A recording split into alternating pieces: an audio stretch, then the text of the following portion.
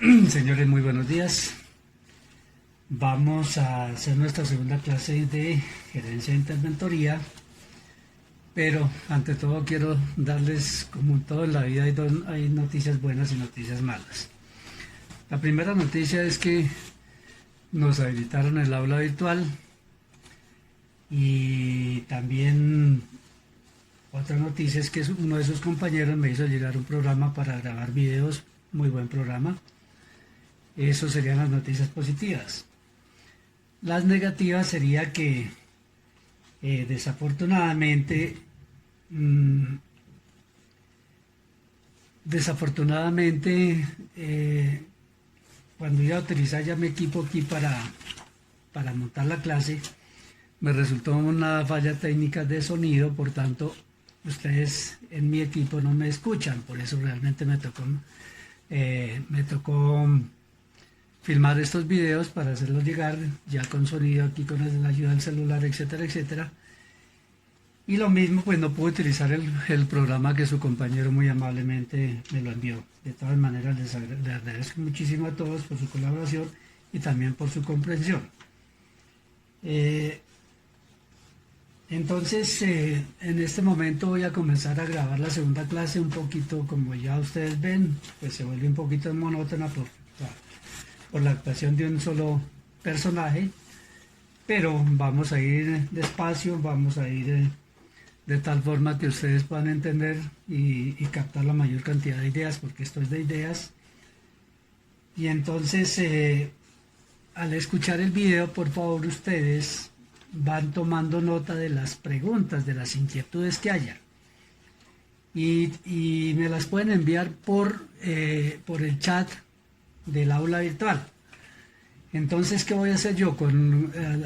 Voy recogiendo esas inquietudes y al final hago otro video en donde les contesto todo lo que es los interrogantes que ustedes tengan y se los hago llegar para que tengan la respuesta adecuada. Creo que es la mejor forma para todos, especialmente para mí, pues que también hasta los últimos días de la semana pasada me montaron el aula virtual y siempre preparar esto requiere un poquito de tiempo. Yo aquí pues preparé esta clase, adecué el documento que ustedes ya tienen, que les mandé en la primera clase, las guías. Deben seguir esa guía para que no se pierdan por el camino de que estamos hablando.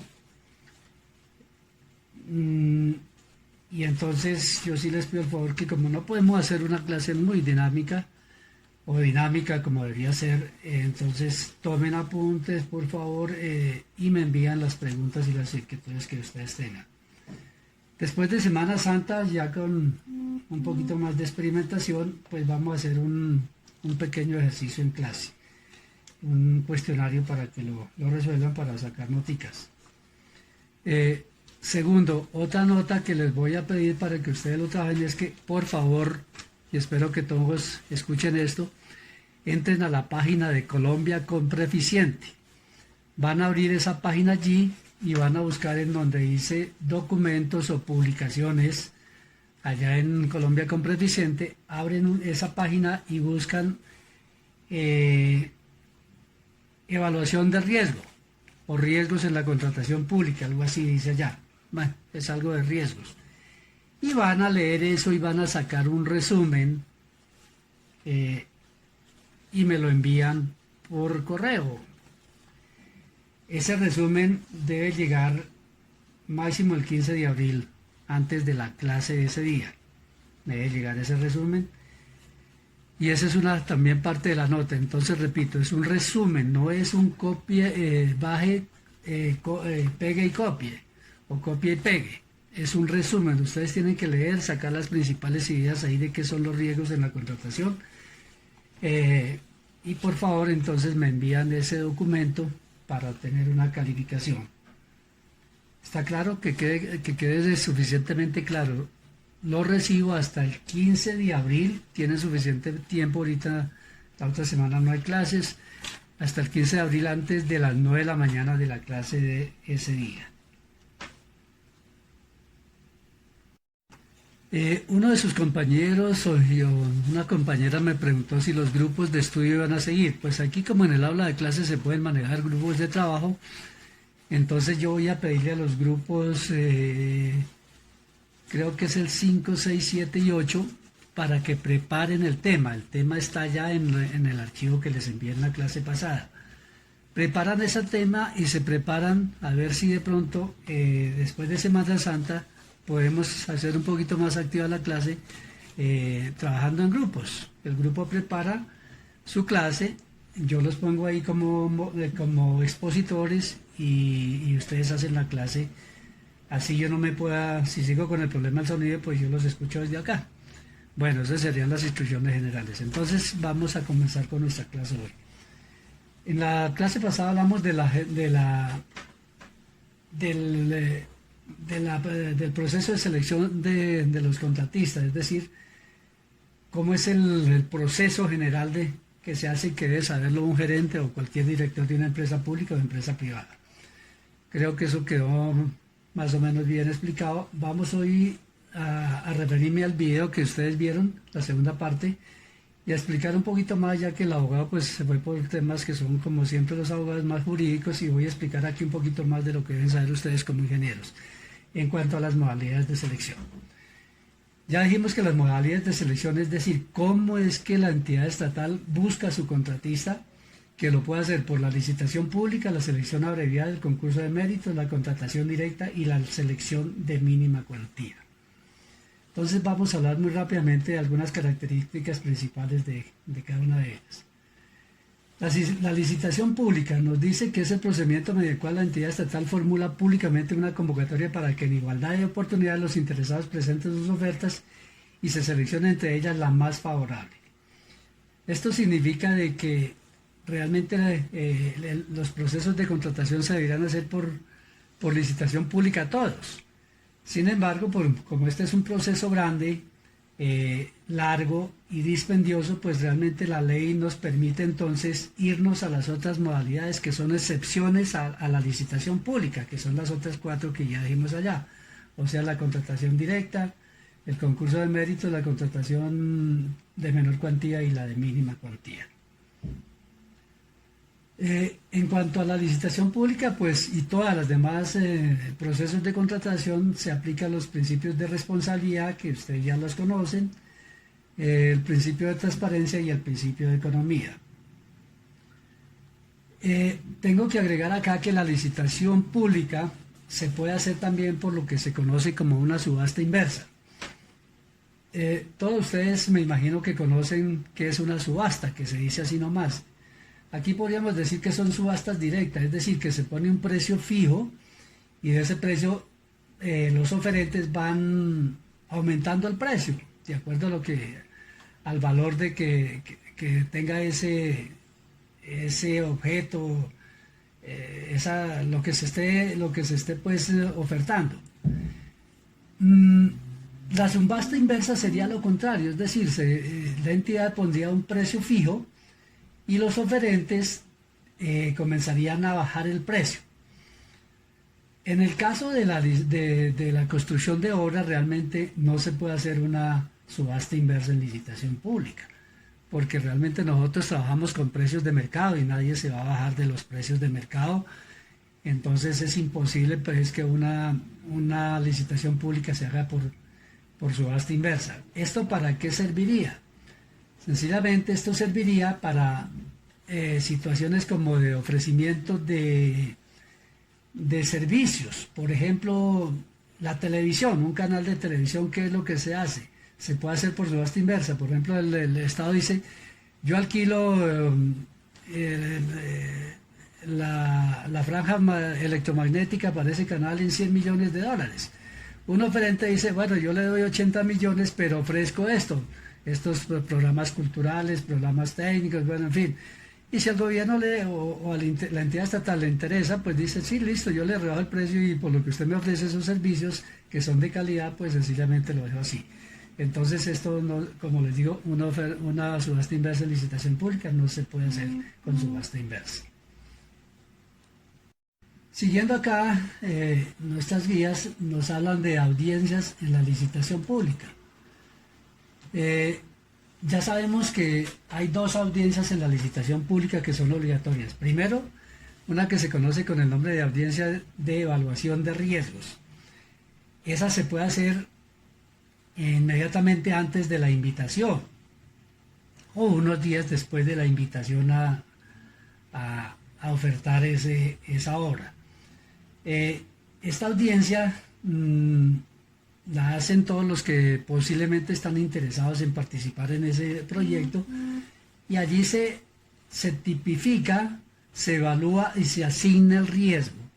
¿Qué es la tipificación del riesgo? Es decir, se analiza qué tipo de riesgo se puede presentar, se evalúa, es decir, cuánto podría costar y se asigna el riesgo, es decir, quién correría con los gastos de ese riesgo. Esto es de lo que ustedes van a encontrar allá en su documento que les dije al comienzo, que deben hacer un resumencito de eso. Y la otra audiencia sería en la audiencia de adjudicación. En la licitación pública es obligatoria la audiencia de adjudicación. Por norma tiene que hacerse la adjudicación en una audiencia pública. Bien. Eso, digamos, sería como lo más importante de la licitación pública. Como ven, es un proceso largo, es un proceso un poquito de mucho trabajo y es costoso porque son para proyectos de alto costo. Por eso se llama la licitación pública, se le puede decir también como los procesos de mayor cuantía, porque son costos bastante elevados. Enseguida viene la selección abreviada.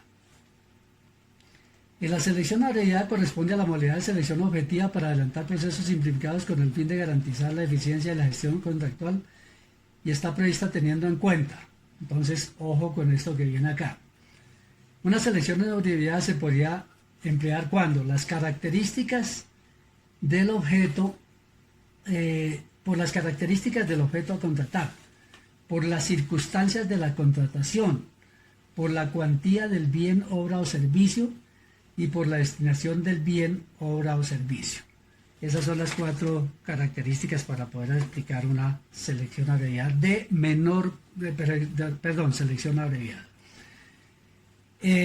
¿Cuál es la diferencia de esto con la licitación pública? Que la licitación pública es de mayor cuantía y esta ya es de menor cuantía, es decir, estos procesos ya son para contratos un poco más de costos más bajos y ahorita vamos a mirar por qué. Sencillamente es un procedimiento más rápido, se puede hacer en forma digamos, en 3-4 meses fácilmente puede salir un proceso de estos o menos, en 2 meses, mientras que la licitación pública, pues como ya les había dicho, tal vez puede durar 4, 5, 6 meses en un proceso de esos. Bien, vamos entonces a este proceso de selección abreviada. Pues hay muchos elementos con los cuales, o muchos objetos que se pueden contratar por esto, que ya los vamos a mirar rápidamente aquí según están contemplados en la ley 1150. Bien, entonces decíamos que en la selección abreviada podríamos hacer varias contrataciones que nos permite la ley con esta norma por el costo, por los precios de esos contratos que son un poco más bajos que la licitación pública. Como no todos estos contratos son interesantes para nosotros, voy a leerlos únicamente los que permite la ley. Por ejemplo, dice, la adquisición o suministro de bienes y servicios de características técnicas uniformes. No voy a explicar todo eso porque realmente pues esto no nos interesa mucho.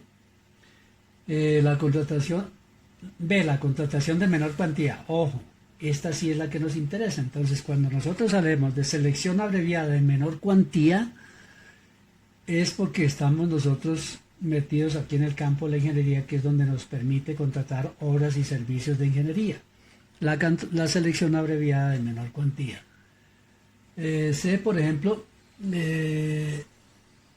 la celebración de contratos para prestación de servicios de salud, pues no nos interesa a nosotros.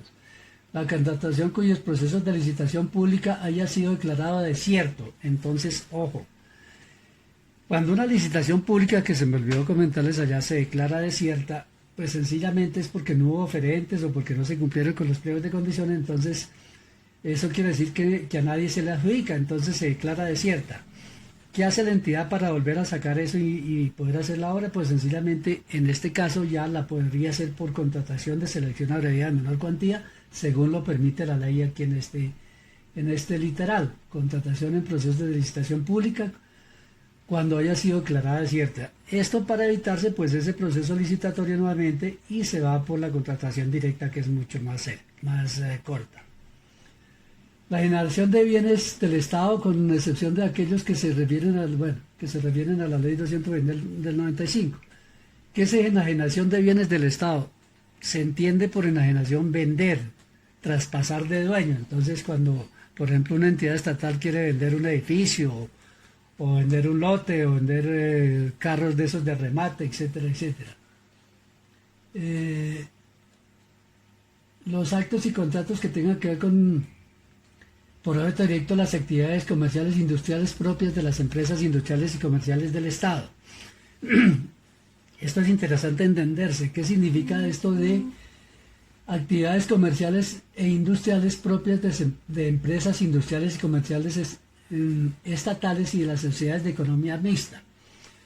Primero, pues que la empresa es del Estado, es decir, puede ser una empresa totalmente estatal o puede ser una empresa de economía mixta en donde el Estado tenga más del 50% de capital. Si la empresa es industrial, quiere decir de que está sacando algún producto. Y si tiene esta empresa tiene competencia con empresas del sector privado, entonces cualquiera que sea el valor de un contrato para cumplir con los fines de la empresa, con el objeto social de la empresa, sencillamente se va por la contratación de menor cuantía. Voy a ponerles un caso acá. Ecopetrol. Ecopetrol es una empresa de economía mixta hoy día, pero tiene tiene como el 90% de capital estatal. El objeto social de Ecopetrol es explotar petróleo, explotar y transformar petróleo. Como tiene competencia con empresas particulares y extranjeras como la BP o la Exxon, bueno, todas esas, para cumplir con el objeto social, Ecopetrol no saca una licitación pública así el monto de ese contrato sea de miles y miles de millones de pesos, sino que lo hace por contratación directa. Eso sería para cumplir con el objeto social, es decir, que va a contratar una empresa para explorar petróleo, eso vale mucha plata, entonces lo puede hacer por contratación directa. Sin embargo, si ya Ecopetrol en lugar digamos, va a hacer un contrato para hacer unas bodegas, para guardar maquinaria, o en fin, todas esas cosas, ya tendría que ahí sí hacer la licitación pública porque el objeto de Ecopetrol no es hacer bodegas. ¿Está clara esa parte? Voy a hablar aquí sobre la contratación de menor cuantía, o sea, la selección abreviada de menor cuantía. Dice que esta selección se basa en función de los presupuestos anuales de las entidades. Aquí la letra está pequeña porque estoy leyendo es la ley 1150. Me estoy viendo, ya ahorita volvemos a nuestra exposición. Entonces, primera condición de la selección abreviada de menor cuantía, se basa en los presupuestos anuales de las entidades estatales. Cada entidad estatal en este país, sean las miles que haya, tienen un presupuesto independiente. Por ejemplo, la Presidencia de la República tiene su presupuesto, los ministerios tienen su presupuesto, los departamentos tienen su presupuesto, el distrito capital tiene su presupuesto, los municipios, cada uno tiene su presupuesto. Entonces, y esos presupuestos, pues, unos son muy altos, otros son pequeñitos, como pasa con la mayoría, con el más del 80% de los municipios de este país que tienen un presupuesto muy pequeño. Entonces, con base en eso es que nosotros podemos aplicar esta contratación directa. La ley aquí dice, para las entidades que tengan un presupuesto anual superior a 1.200 salarios mínimos legales vigentes, la menor cuantía será hasta de 1.000 salarios mínimos. Y así sucesivamente. Entonces voy a mostrarles aquí una tablita para que más o menos ustedes tengan idea de eso. Por ejemplo,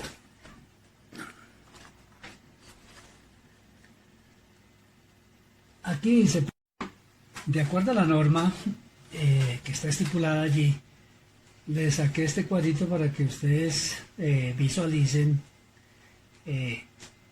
cómo es que se manejan de acuerdo al presupuesto de las entidades.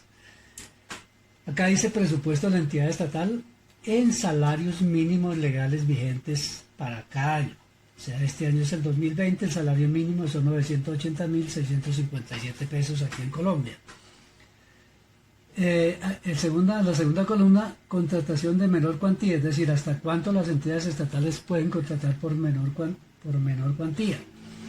Y de una vez relacionado acá, la mínima cuantía. Por favor, insisto mucho en eso, ustedes van a comenzar a trabajar con contraticos de mínima cuantía de acuerdo a la entidad estatal. La mínima cuantía es el 10% de la menor cuantía. ¿Ok? Es el 10% de la menor cuantía. Entonces comencemos. La norma nos dice, entidades que tengan un presupuesto anual superior o igual a 1.200 salarios mínimos legales vigentes, esta entidad puede contratar hasta 1.000 salarios mínimos legales vigentes. Y la menor cuantía serían 100 salarios. O sea que una mínima cuantía en una entidad de estas grandes que tienen mucho presupuesto serían serían 1.000 millones prácticamente. Entre 850.000 y 1.200 el presupuesto de la entidad, salarios mínimos legales vigentes, esa entidad puede contratar hasta 850 salarios mínimos legales vigentes y por mínima cuantía 85 salarios mínimos legales vigentes. Las que están entre 850.000 y 400.000 o viceversa, entre 400.000 y 850.000, por menor cuantía pueden contratar hasta 650 salarios mínimos legales vigentes y por mínima cuantía 65 salarios mínimos. Enseguida vienen los de entre 120.000 y 400.000 salarios mínimos legales vigentes. Podrían contratar 450 salarios mínimos legales vigentes en menor cuantía y mínima 45 salarios mínimos legales vigentes. Y este último cuadrito, que es hasta 120.000 salarios mínimos legales vigentes, el presupuesto de la entidad, podría contratar hasta 280 salarios mínimos legales vigentes en menor cuantía y en mínima 28 salarios mínimos legales vigentes. Para su información les cuento que en este último cuadrito está el 80% de las entidades estatales de este país. Los municipios en este país son municipios pobres, ustedes lo han escuchado. Si no fueran por transferencias, por regalías, los municipios serían de una pobreza absoluta. Y ustedes van a comenzar a trabajar con esto, con una mínima cuantía que son 28 salarios mínimos, aproximando esto a 1.000 a 1 millón de pesos, el salario, pues serían 28 millones de pesos. ¿Listo? ¿Qué vale una obra ingeniería que vale 28 millones de pesos? Un pozo de alcantarillado por ahí que tenga una profundidad de 2 metros. Un andén que tenga por ahí 80 metros de longitud por 1 metro de ancho. Por ahí 40, 50 metros de pavimento, metros cuadrados de pavimento de 3 centímetros de espesor. En fin, son obras muy pequeñas. Por eso es que ustedes van a trabajar y a comenzar a trabajar con esta mínima cuantía, y por eso les insisto, para los que van a hacer empresa, que yo espero que sean todos que tengan ese pensamiento, pues van a trabajar a comenzar a trabajar con esta mínima cuantía.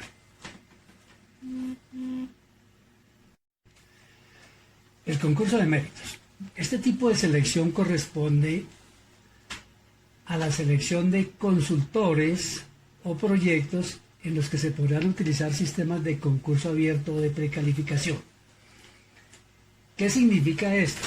Que esta selección es para aquellos ingenieros que en el común de nuestro léxico como ingenieros se llaman ingenieros consultores, que son aquellas personas que tienen una oficina muy bien montada, un grupo de personas con altos conocimientos de ingeniería desde el punto de vista técnico, nuevas teorías de materiales, nuevas teorías de constructivas, bueno, en fin, son personas que se dedican a crear proyectos, es decir, al conocimiento, aplicar el conocimiento en los proyectos. Entonces, no son los constructores, son los que van a hacer el proyecto, van a diseñar el proyecto. Por eso dicen acá selección de consultores o de proyectos. La forma de escoger este tipo de sujetos contractuales sería por el sistema abierto o por la precalificación. ¿Qué es el concurso abierto? Pues que sencillamente se pueden presentar todos los que quieran, que tengan esas capacidades, que tengan la experiencia pues suficiente para poder hacer un proyecto ya de menor envergadura, llamémoslo así, o de precalificación. Esto ya son proyectos un poco más sofisticados, de más complejidad, que requieren mucho más capacidad intelectual, en fin, más experiencia en ese tipo de conocimientos. Entonces, hablando de esto, pues aquí, como vamos a ver enseguida, en este caso,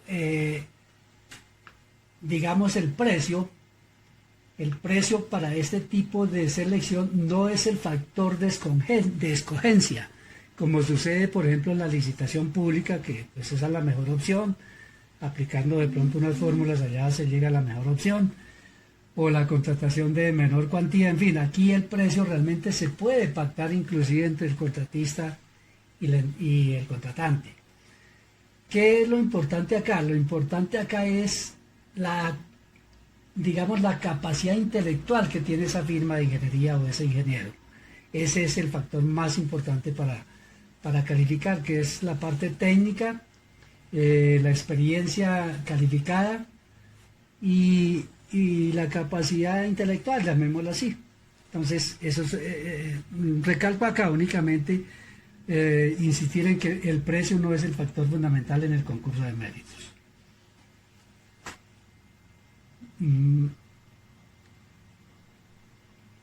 Viene perdón, aquí se me olvida decirles, para el caso en que se escoja al contratista por precalificación, se necesita también hacer la manifestación de interés. Acuérdense que eso se hace con la contratación, con la selección de menor cuantía.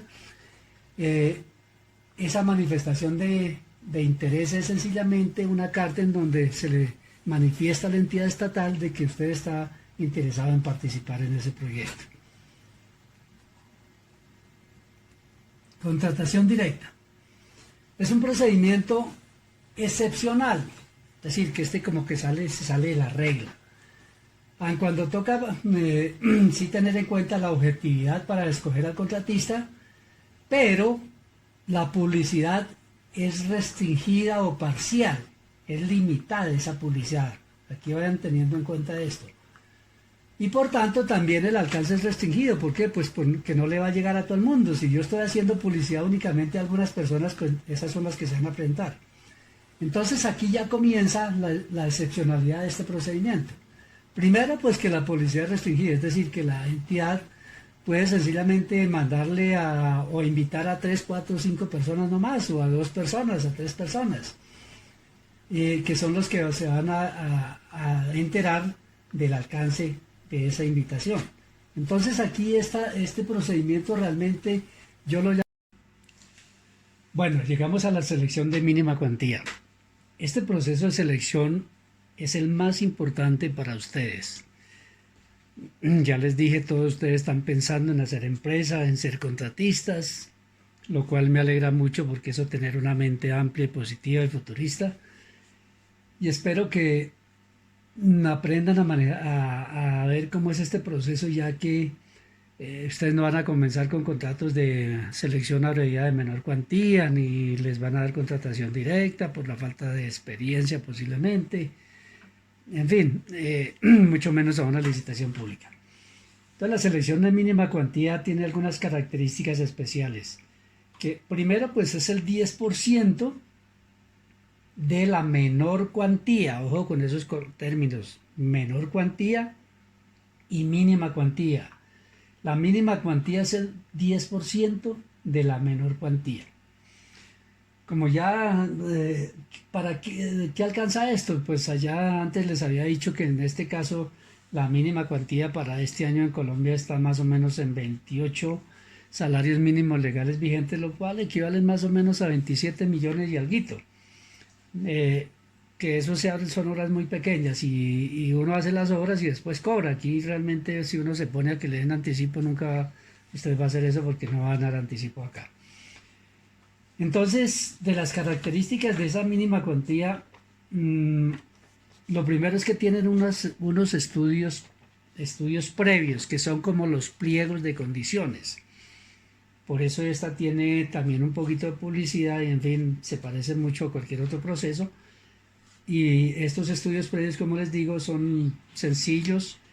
¿Qué van a contener estos estudios previos? Por ejemplo, las condiciones técnicas, el valor del contrato, el plazo de ejecución, en fin, otras circunstancias que puede la entidad pedir sin que salga de la ley ni de este proceso de mínima cuantía.